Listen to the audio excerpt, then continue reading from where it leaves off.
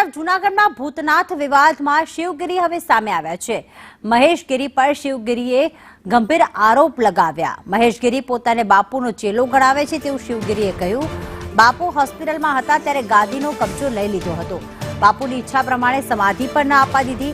માથાકૂટ બાદ અડધી રાત્રે આવીને ધમકી આપી। 50થી વધુએ મંદિર પર ગેરકાયદેસર રીતે કબજો કર્યો હતો। હું અત્યારે ખાનગી કંપનીમાં ડ્રાઈવર બનવા મજબૂર બન્યો છું તેવું શિવગીરીએ કહ્યું। હુમલા બાદ અમે તાળા મારીને દૂર થઈ ગયા। બીજા દિવસે મહેશગીરીએ કહ્યું મેનેજમેન્ટ હું કરીશ। મહેશગીરી અસામાજિક તત્વ છે અને એની સામે બાથ ન ભીડી શકીએ। મારી પાસે દસ્તાવેજના પુરાવા છે। 2023માં ચાદર વિધિ કરવામાં આવી હતી। 2023માં 24 તારીખ ચોથો મહિનો મારી ચાદર વિધિ કરવામાં આવેલી છે। એ બધાએ વિદાય લીધી। ત્યારબાદ મોડી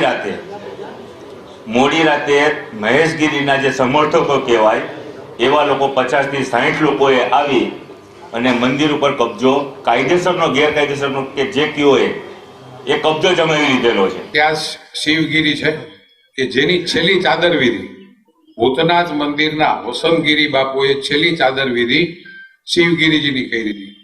શિવગીરીજી મને મળ્યા 1 મહિના પહેલા, એની પહેલા અત્યારે જેમ આવ્યા હતા એ મોઢે લુગડું બાંધીને છેલ્લા 1.5 વર્ષથી ફરે છે।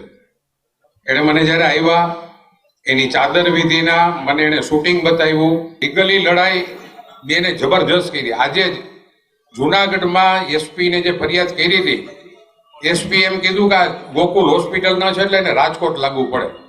આજે જ જોકાનું જો બેનને એ ડિવિઝનમાં આઈની પોલીસે બોલાવ્યા છે એનું નિવેદન લેવા। તો ખાસ શિવગીરી બાપુએ જે કહ્યું છે કે મારે હવે ખાનગી કંપનીમાં ડ્રાઈવર તરીકે નોકરી કરવી પડે છે। 2023માં ચાદર વિધિ કરવામાં આવી હતી અને એના પુરાવા પણ છે। પરંતુ જ્યારે બાપુનું મૃત્યુ થયું તે પહેલા જ તો તેઓ હોસ્પિટલમાં હતા તે પહેલા જ મહેશગીરી જે અસામાજિક તત્વો તેઓ ગણાવી રહ્યા છે તેમના દ્વારા મંદિર પર ગેરકાયદેસર રીતે કબજો કરી લેવામાં આવ્યો હતો। ધાક ધમકી આપીને અને મંદિર જે છે એનો સમગ્ર વહીવટ તેમણે સંભાળી લીધો હતો ને એવું પણ કહ્યું હતું કે હવે મંદિરનું મેનેજમેન્ટ હું કરીશ। તેમણે કહ્યું કે શિવગીરીએ જે કહ્યું કે ચાદર વિધિ કરવામાં આવી હતી।